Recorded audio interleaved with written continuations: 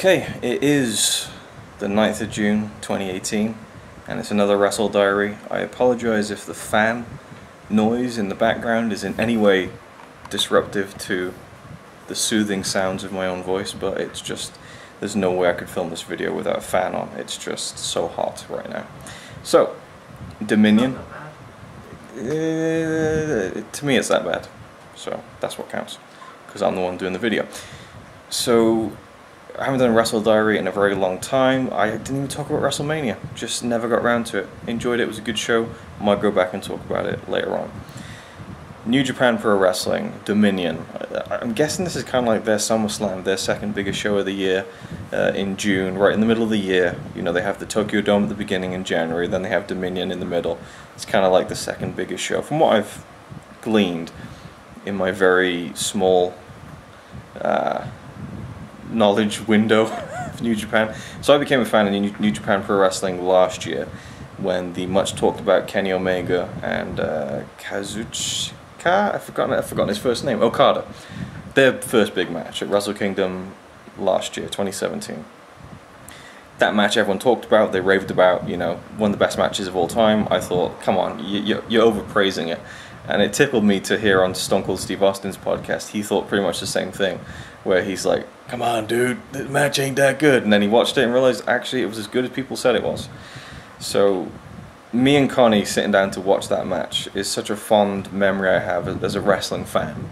Jumping to my feet in disbelief of what I knew the winner, but they just pulled me in so much. And then they had their second match, which was the 60-minute draw. Incredible stuff. And then I watched the G1 tournament last year, all 20-odd days of it.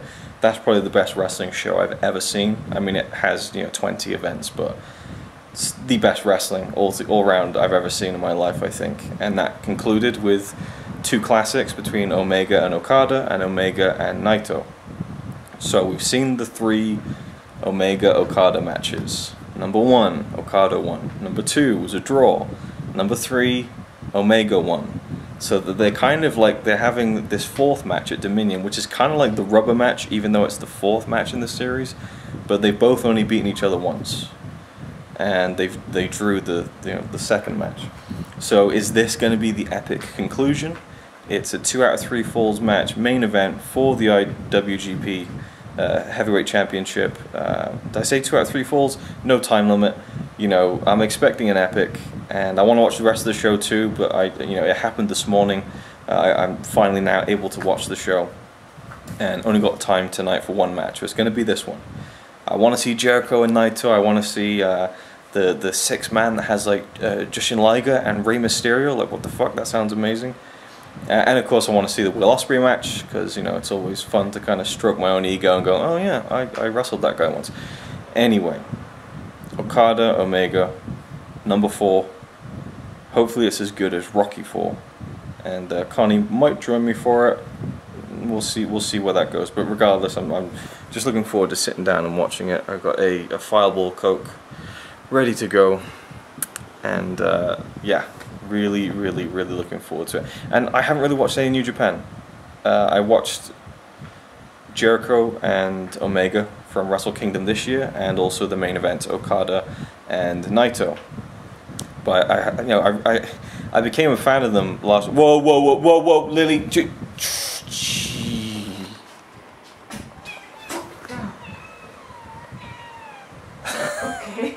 Yeah, Lily was actually going up to escape from the window then, which is not good. Okay. That could have been disastrous.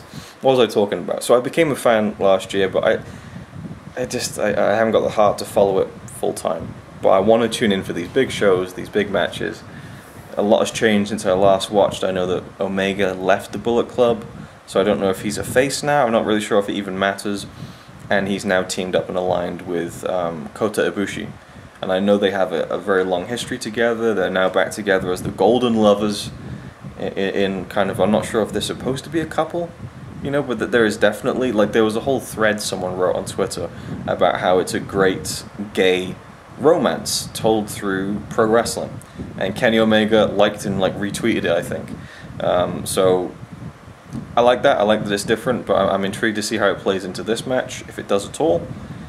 But also, I just want to see a great match. I want to see a match that lives up to but does something different to the previous 3 matches, continues the legacy that this incredible rivalry has had, and whoever wins, you know, I'm over the moon. You know, if Okada wins, I love super long title reigns. So he's already on a historic run. I think he's held the title over 2 years now. I might be incorrect on that, but he's held it for a very long time. So if Okada won, I'd be fine with that. Continuing to build on this huge legacy he's made with this title run. If Omega won, I'd be over the moon for him. So it's one of those situations where it's just a win-win for me as far as who wins. So it's really mainly about how good the match is, how different it is, and because those two are such great storytellers, especially when they're together. Will the magic, will it be 4th time even luckier? I don't know. Right, so enough rambling. I'm going to watch the match now and give you my thoughts. Maybe halfway through, probably not. I'm just going to watch it, absorb it, and then come back with my thoughts. Okay, it's almost 2 o'clock in the morning. I completely forgot about filming this video. I was just too distracted, having seen, I think, the greatest match in the history of professional wrestling. I honestly believe, because I've obviously seen every single match in professional wrestling history. Now, I'm joking, of course. I've been reading some of the reactions to this match. Very, very over-the-top praise, you know, best match of the decade, you know, all this kind of stuff. And I can't say that I dislike that, you know. It's fun to see people getting so invested and loving wrestling so much and loving these matches so much, because they are fantastic, phenomenal, excellent professional wrestling matches. Professional wrestling stories being told in the ring with these two guys to a stellar degree, I think. I loved the match. I wanted an epic. I got an epic. They went over an hour long. You know, I just love it when a match really has that sort of time. And, you know, yeah, you could probably pick apart a few things in this one. You know, the ribs, you know, Kenny kind of took a big bump off the apron and landed really hard on his rib, was selling it for ages, and then, you know, the last 20, 25, 30 minutes of the match he wasn't selling the ribs. I would prefer if perhaps he had, but you know, it's all part of the experience, you know. Just the war of attrition between these two guys.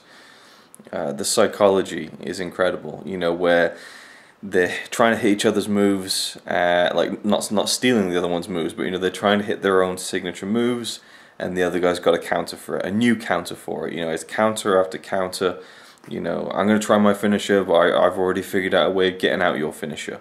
You know, and they build upon the moments that they did in the previous matches. They don't repeat the same things. They build on them. They call back to them. They work them in and weave them in. It's this kind of this attrition, this kind of learning each other's moves by osmosis. You know, they've had these 3 epic matches, and through the course of those, they've kind of built up an understanding of each other's movements and you know, styles and things like that. I love all that stuff, and they really brought it in this match. Just great little moments where I just thought that was fantastic. You know, where there's a moment where Okada kind of does his taunt, where he's right, I'm going to do my Rainmaker, the finisher, and the camera zooms out to show the whole arena. And as the camera zooms out, Kenny gets up on his feet, gives him a Snapdragon, like just subverting what you think is going to happen. Not that you thought the match was going to end there, but it's just like, oh, he's going to go for it, and then out of nowhere, no, he isn't. You know, I like those little details. Some of the camera, not the angles, but the editing, a little bit frustrating. Like the bump Kenny took onto the guardrail with his ribs. The camera just didn't, the angle just didn't even show what happened really. So it was the replay that really showed you the damage. You know, there's some moves where they land on their head, and I was like, oh my god. But then really it was just like these, the way that it was a 2 out of 3 falls match, the way that I wasn't sure, you know, especially when there were no falls that had gone down, I was thinking, right, anything could happen here. You know, I can buy into these finishes that perhaps wouldn't be the end of the entire match, but could be the end of the first fall. I thought they were going to try and be different and maybe a bit more artistic with it and have the winner just win 2 straight falls, because it always goes 1, 2, and then one final fall. But they did that format, and it worked for the match. They kind of took a break in between each fall, you know, kind of to gather their thoughts and things. And I loved in the second fall when Okada took the pin after the one-winged angel. You know, Kenny gets back to his feet, Kota Ibushi comes in, he's checking he's okay, and then we cut back to the mats, and Okada is still just flat out. You know, he's just completely done. I mean, he sold that move like it was a gunshot, a wound, you know. So it just added so much more drama, and both guys were just so exhausted, so drained, and it was just such a journey. You know, I mean, yeah, there are moments where it's slow and there's not much happening, but it's all building it up. You know, it's building it up to this crescendo, to this fantastic finale, which I believe it delivered on. I was a little thrown by the, you know, they had a table there outside, and I was just waiting for them to use it before the match ended. So I was kind of like, oh, it's over, awesome. And I loved, you know, that Kenny won. Kind of surprised, but overjoyed for him. I think it's so well deserved, and caps off an incredible 2-year story of him winning the G1 and then challenging Okada at the Tokyo Dome, Wrestle Kingdom, having their incredible match, starting that amazing rivalry, but coming up short, going on to Dominion 2017, having the 1 hour draw, you know, still couldn't get it done, and then the G1 goes the distance, beats Okada for the first time, and kind of proves his point that he can beat Okada, but then loses the G1, you know. And then this year at Wrestle Kingdom, you know, beat a legend like Jericho, and then came back to kind of finish this story in such a fantastic way. I believe Okada's reign was over 700 days, so it was definitely over 2 years, which is pretty incredible, I think. And what a great run, one of the all-time great title reigns, I think. And I hope, you know, Omega has a decent run, but I think, you know, even if he doesn't, it was such an important win for him. There's so many little details. The part where Okada hits the Rainmaker on Kenny, and Kenny kind of takes the blow, but he's like still on his feet, and Okada just collapses. You know, just different things, different details, different elements thrown in there. The kind of the selling from both guys off the charts, especially towards the end. You know, it felt like a war. It felt like two guys trying to prove to each other that the other was the best. And they had 2 falls to win in which to do so and to take home the title, and Kenny managed to do it. I really wish, kind of the way I love wrestling, especially like this, where it's just 2 guys trying to prove who's the best. I really would have loved to have just seen the ring cleared out and just Omega and Okada kind of sharing a moment there. I really would have liked to have seen that. You know, but that's me, personal preference. But it was cool having the Young Bucks out there, you know, and the kind of emotional. I guess it's a reunion. I'm not too sure what happened earlier on in the show. I haven't seen the rest of the card yet, but it seemed like a very special moment for all 4 guys. And that kind of key beat where Red Shoes was about to offer Omega the belt, and he's like, no, that can wait just a second. My friends are more important than that title, as big as this title is.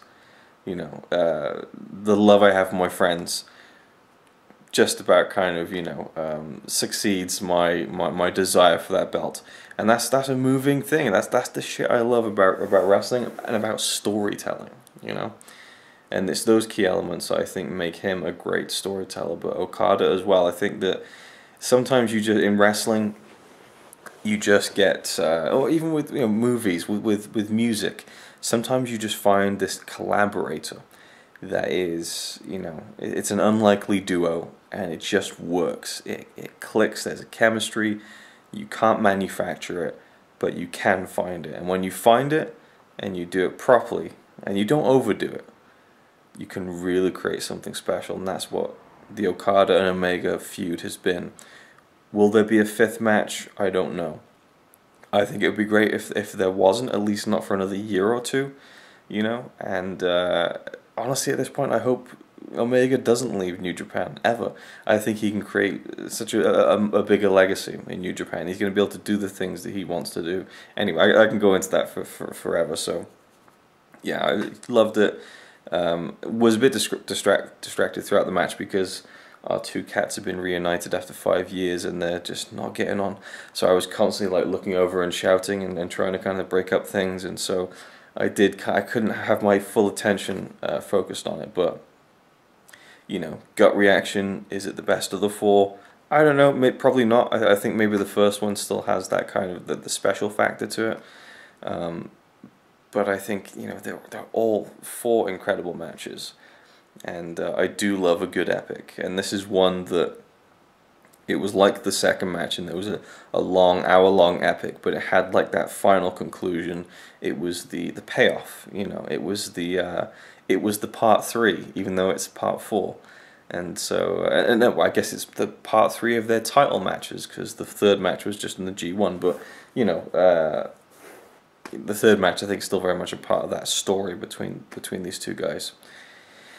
Anyway, so yeah, the camera's very close in this video, so I apologize, because I haven't shaved and I got a thing on my lip, so greasy hair. Just, yeah, not been a good week for me, but this was a nice way to kind of distract myself a little bit and go into a world of you know, the wonder of professional wrestling that I love so much when it's done right and is given the time and the freedom for storytellers and athletes to do their thing, you know, unbridled. You know, that's what you get in New Japan. You don't feel like they're getting hamstrung by, well, you can only go 15 minutes. Well, you can't do this, you can't do that. You know, there's a sense of freedom and people being able to kind of paint with whatever colors they want. You know, just not in red with blood, because apparently New Japan don't like that. So. Maybe not completely free, but mostly free. What am I even talking about? I'm so tired. But I loved the match. I really did. And yeah, that's about it. I think I did lots of great moments. I could talk about all the little details. What would I rate the match? I don't know, but it's a 5-star match. You know, it really is. Will it be the one to break the bank and push Dave Meltzer to a 7-star rating? I don't know. It could be an 8-star, 11-star rating. You know, these go to 11. Who cares, really? It's well, I guess I do care, because I kind of get wrapped up in just kind of the hilarity of people getting so outraged by it. Like, how can he break his own system? Like, it's such an important thing. I find fun in that discussion, but I'll leave it there before I just really turn this even more rambly. But there we go. Okada Omega 4 lived up to the hype. Fantastic match, an epic, and one I look forward to watching again when I can fully pay attention to it. Maybe it won't be as good as I remembered, or maybe it'll be better when I fully focus on it, because I missed a couple of spots as well because of the cats, and I'm like, ugh. So anyway, it is what it is. I also heard that Jericho won the Intercontinental Championship, which I wasn't expecting at all. So I have to check that match out and see what that one's like. Is it worth another video? Probably not. I think I'll leave it with this one for Dominion, but leave your thoughts down below if you have any, if you're even watching this at this point. If you are, why? I know these Wrestle Diaries, they get minimal views, but I like doing them. I like kind of just getting it off my chest. It's not therapeutic, because it's not like I feel like I need to get it out off my chest, but it's nice. It's nice to talk about it, I guess, and kind of verbalize my inner feelings and kind of hash it out myself. But if you are watching at this point, thank you for watching. Hope you enjoyed. And if you have seen the match, which you probably have if you're watching this video this long, let me know your thoughts about it. I'd like to hear how you think it compares to the other 3 matches they've had, and what you think of Kenny winning the big one finally after this 2-year build-up, which again, long-term storytelling really pays off when you do it and you commit to it. So there we go. Thank you for watching. Hope you enjoyed, and I'll see you in the next video. It's alright by me. Apart from the fact he throws cans and calling into a tree. Yeah, he's really cool. Yeah, he's really cool. But he's not quite as cool as you, 'cause